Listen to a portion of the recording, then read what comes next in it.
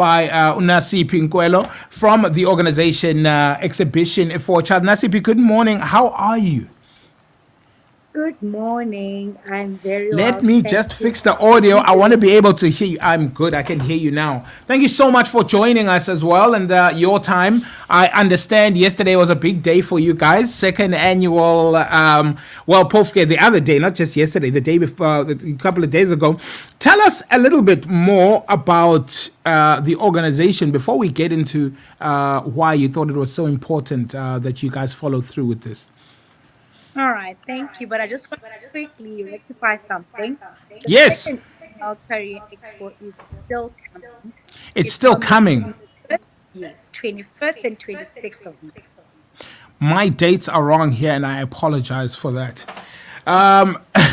So, in your plea, or your plight, in fact, to fight poverty in the rural areas in the Eastern Cape, this non-profit organization, Exhibition for a Child, has come up with some amazing activities that are aimed at really empowering. So, tell us a bit about the history behind the organization and why you think this was so important to get done.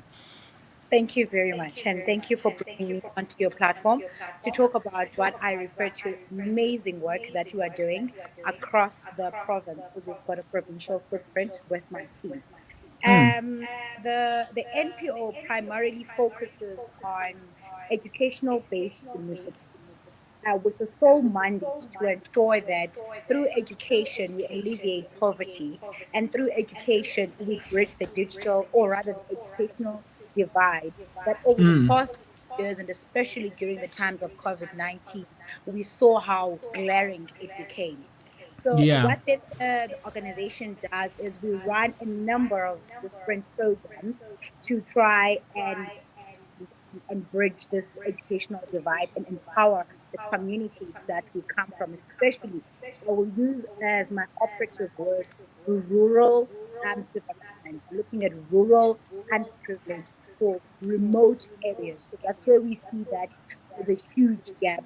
And to some extent, we can say when it comes to access to resources and information, there's a lack in that area. So what we do as an NPO, we've got about three ecosystems that we focus on. The Okay. first ecosystem talks to health and wellness of the child. So it is physical wellness, it is mental wellness, where and we visit some of the schools, we dive deep into issues of bullying, we dive deep into issues of pregnancy, and many other issues that we come across that learners face on a daily basis. Yes. Under still health and wellness, we then focus on the physical side of it in terms, or rather on the hygienic side of it, where we focus on donating as much as we can sanitary towels to girls. We've got a drive that we do every quarter. We've got about 3,000 girls that we support under our banner for sanitary towels. But as an Wow. NPO, try not to be biased, cut across all genders. So what we also do is we do what we call hygiene care packs. Our hygiene care packs consist of Colgate, a toothbrush, a towel, a roll-on. It's not only girls that do not have hygienic problems, also guys, and it affects the overall performance of school because, well, I'm not confident, my mouth smells, I've got a problem with my armpits, and it's not because it's something I don't want to deal with, but the situation at home does not enable me to deal with this. Absolutely. Absolutely. We donate, yes, we donate uniform. We've got an initiative called Walk a Child to School. Every year we donate close to about 1,000 pairs of shoes.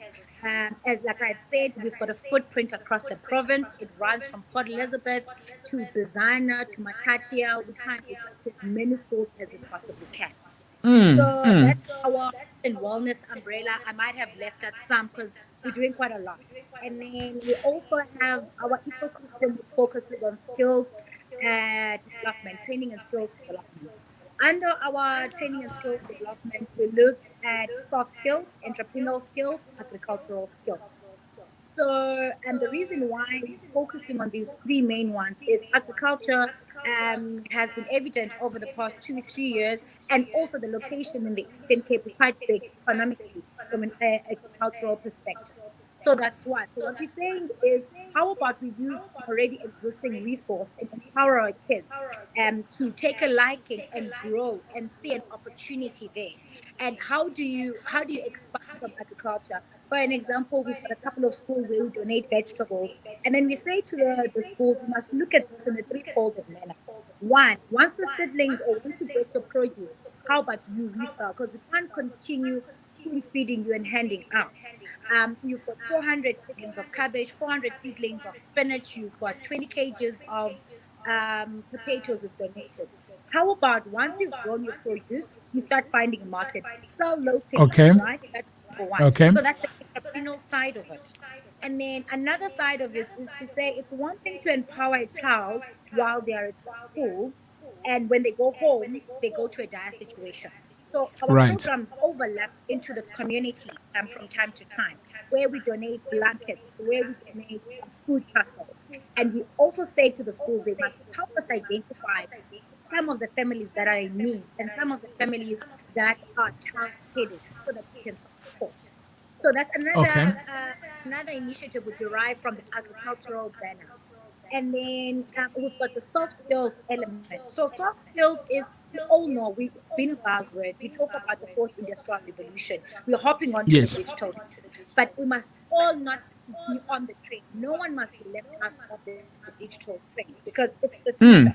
So what we do now is again identify schools from remote rural areas. We bring curriculum for 2 3 days to educate kids on just basic digital skills. How you set up an email, how you send an email, what's a search engine, what's a word, how do we type, what's Excel, just basic entry level skills, because not all of them can afford to go to university. Right. So when you finish grade 12, you can find a receptionist job, you work somewhere. Let us give you some sort of skill to kickstart your future, or rather your career. So Uh, that's our skills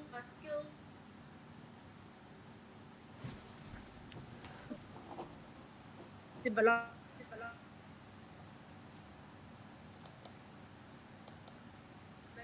system. And a lot Let's just see if we can get Nasiphi back. The network seems, I think it's the weather, has a lot to do with it as well. The network seems to just be playing some tricks on us. Time now is 29 before 11.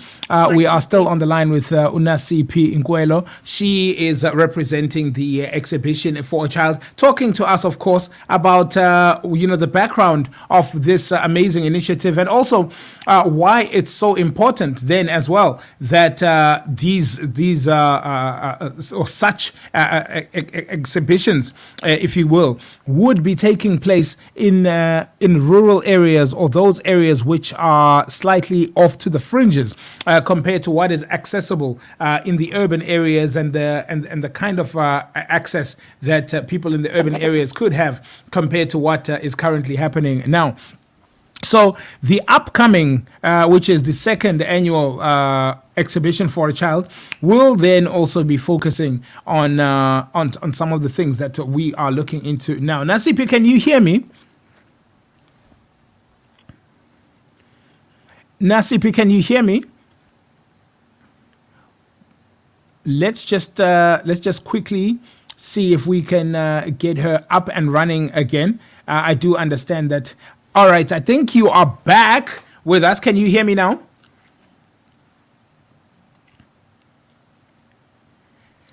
So what we've come to understand is that this expo will be attended by 200 learners from grade 11 and 12 from schools in Mthatha. Learners use this event to meet one-on-one with experts from educating and training institutions to investigate the practical steps they need to take to achieve their dreams. And to practicalize the dreams of a matriculant and somebody who is going into matric, and someone in grade 11 who is preparing themselves for their final year in school, is equally as important as giving them the skills that are going to help them maintain and sustain themselves going forward. So I would like to think that such initiatives as well give the power to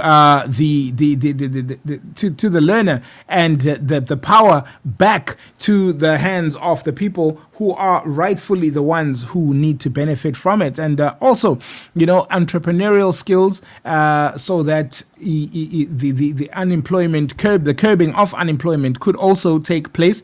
And we can do all of this given our different backgrounds into understanding how this is going to work. So with us on the line still, Nasiphi Nkwelo from Exhibition for a Child. However, we are just going to make sure that the network does allow us to continue and to do this the proper way. Okwangoku, maybe we'll take a quick trip to the shops, and when we come back, we will be back with Nasiphi. Where Kids Beach? Wow. Nanso ke Kids Beach yam. My healthy grass, my happy garden, my home ground. I smell your salty breeze as it blows and realize that I'm already home. Where warriors, kings and queens once roamed is now the place where I can rest my head at night peacefully and realize my own dreams coming to life for real. In your majestic journey of growth, you have spread your wings and become a royal dwelling for us all. My handheld glass, a toast to my humble growth. The possibilities are endless for my honorable generation.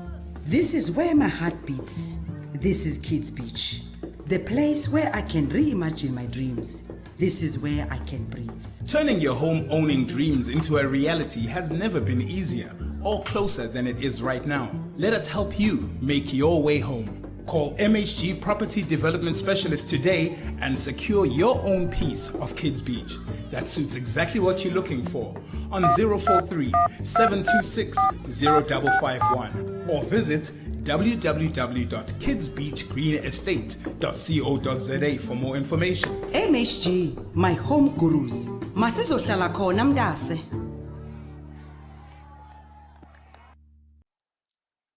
Still with Nasiphi Nkwelo from the Exhibition for a Child. They're talking about the second annual. Welcome back. Sorry, we lost you in the matrix there for a bit. Thank you for rejoining us. We were talking about why, especially the approach, especially the academic approach to everything that was happening. And I was kind of outlining, how many learners will be there, which grades are going to be affected, and why it's so important that they get empowered in this way. You've got local universities, TVET colleges, and some financial aid institutions, as well as other vocational and professional training organizations who are part of this thing. How did you identify, and how did they respond when the call was made to come together for this thing? Well, the response was amazing. Honestly, the response was amazing. The universities wanted to support the initiative, and they understand the vision. And it's a market I think we also want to tap into, because there's a gap. When it comes to these kids coming from rural schools, applying to get into universities, they don't have email addresses. They'll use a local internet cafe application. Condition comes through, she does not receive. It's set long lines. So universities were quite thin. And while we are on the platform, so the kids can be able to already look at what career streams available. How do I start my application process as it may? And like I also said, you sort of alluded that we're going to be having some financial institutions there. Institutions, we have advised the schools and the teachers and the learners, because we are targeting between grade 11 and grade 12.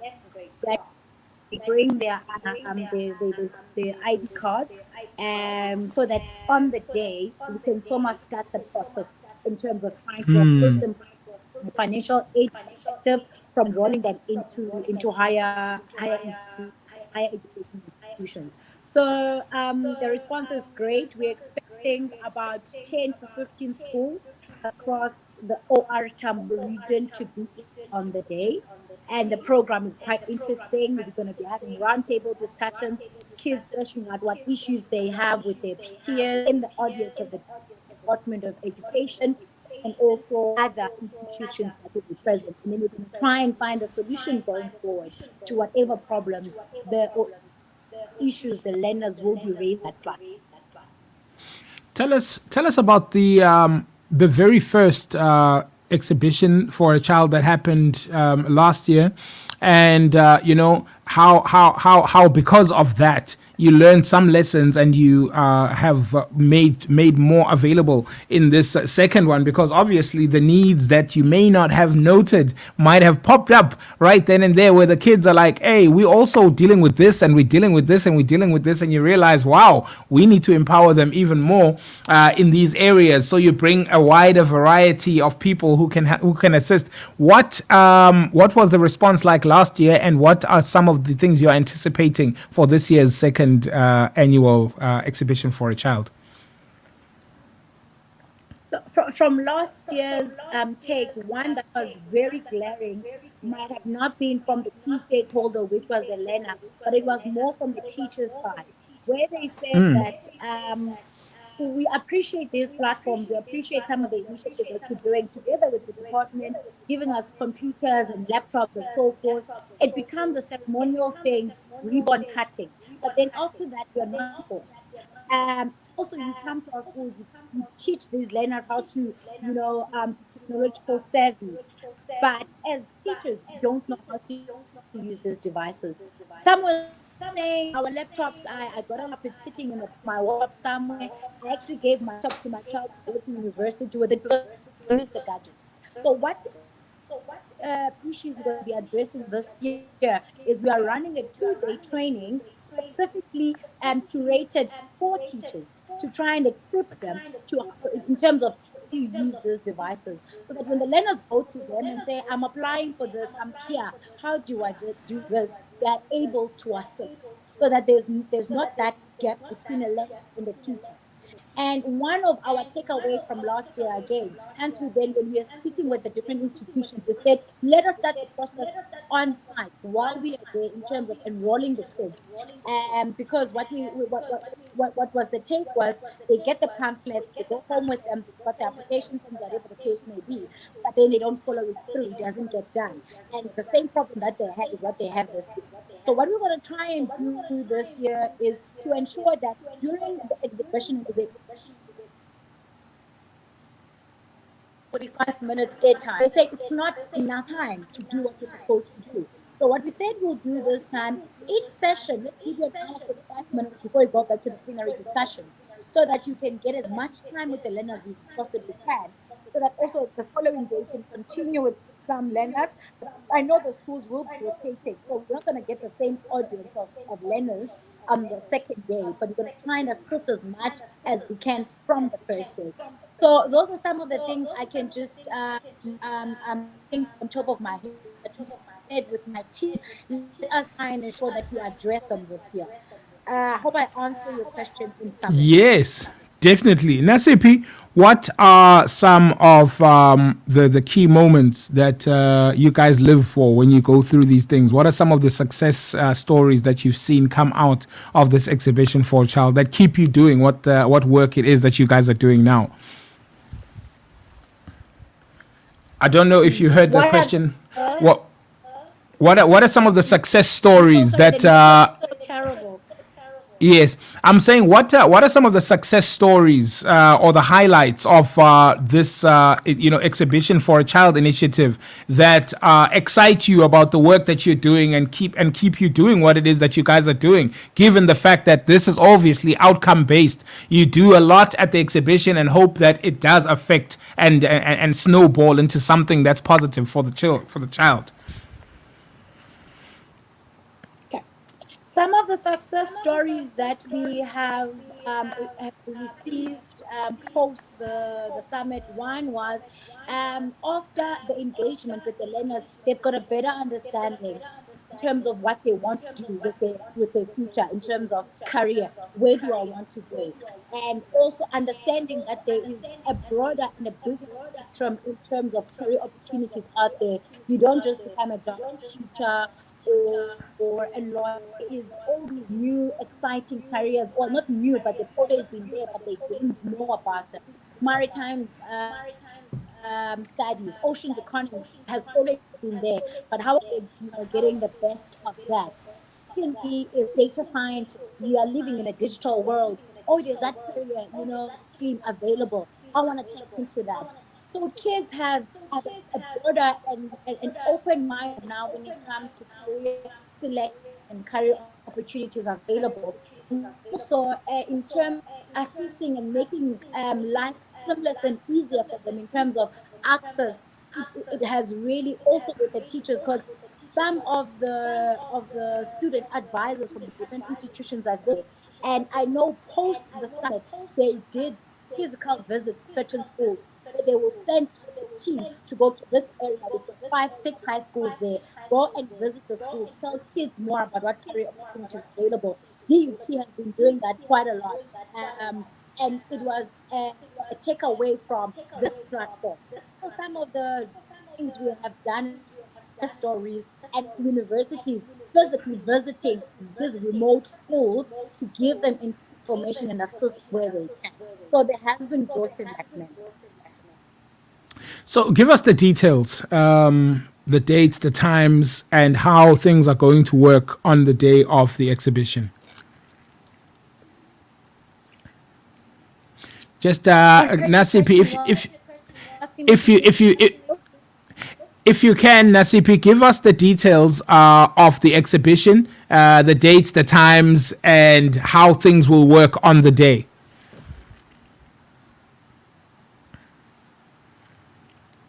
Can you hear me still? The Let Career me. Expo is start with our doors at 8 o'clock on run through Thursday. It will run through to Thursday, and it's going to be three-folded. We have exhibition side where the learners, the teachers, some academias that will be also in attendance will be engaging with the learners and the audience at large.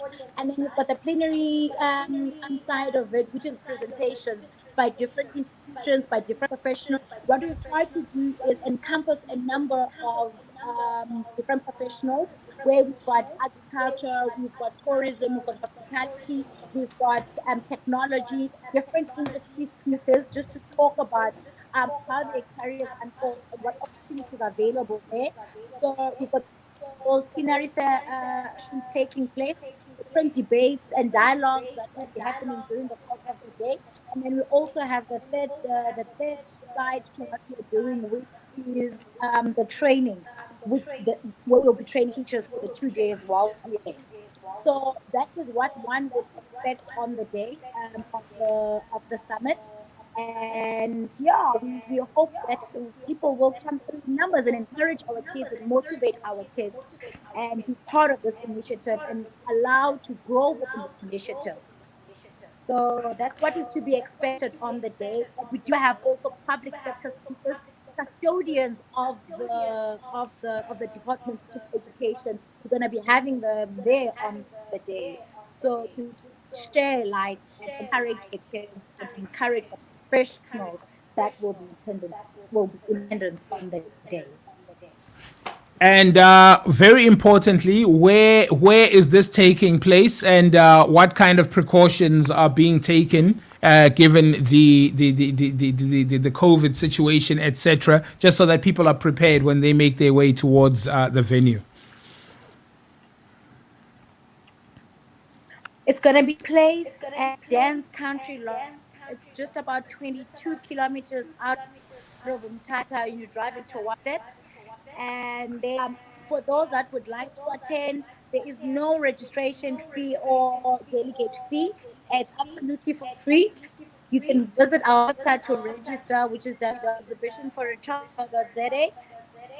You will be registered as a delegate. You come in on the day, you get your accreditation, you mingle and network with all the delegates that will be there on the day. You can also send us an email for more information. If you want to participate, you want to be an exhibit, you want to be a partner, pop us an email at info@exhibitionforachild.co.za. You'll also get us on all social media platforms. We are on Instagram, Facebook, and Twitter under Exhibition for a Child. Fantastic stuff, and you guys are doing an amazing job. Nasiphi Nkwelo from Exhibition for a Child. We hopefully will have a discussion about how everything happened in the post-mortem afterwards, and just looking forward to also supporting and making sure as many people get this information as possible. Keep up the great work, guys, and we hope to see much more of such efforts. You guys are doing an amazing job. Thank you so much for your time.